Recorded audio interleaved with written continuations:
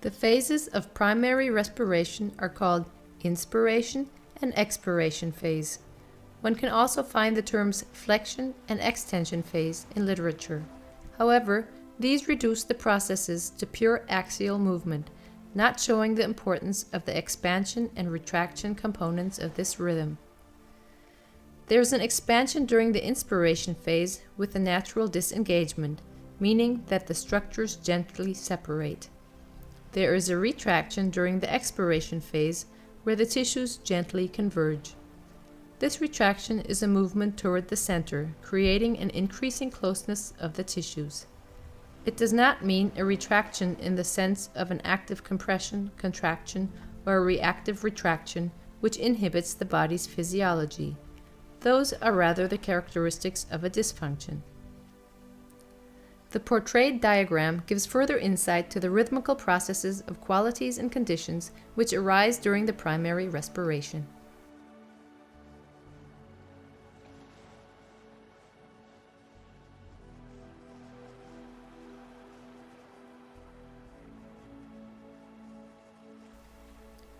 The transverse diameter of the skull should increase during the inspiration phases.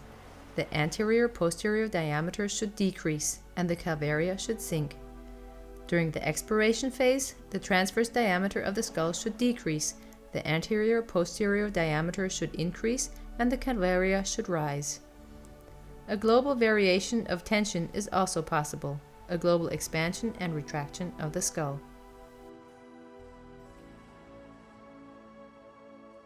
In addition to the inherent movement of the brain and the fluctuation of the cerebrospinal fluid, the movement particulars in the biomechanical model are mainly determined through structural surfaces, intraosseous elasticity, and dural membranous attachments.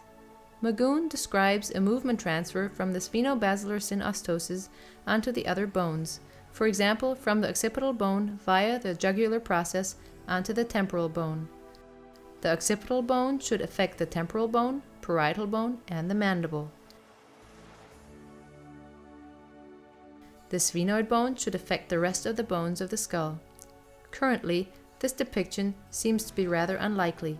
However, the SPS as a central osseous region in the skull could be of great importance as a fulcrum and a region of concentration of information.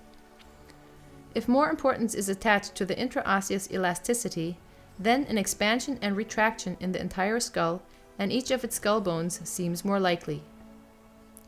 A movement that has less axial orientation. The following in reality.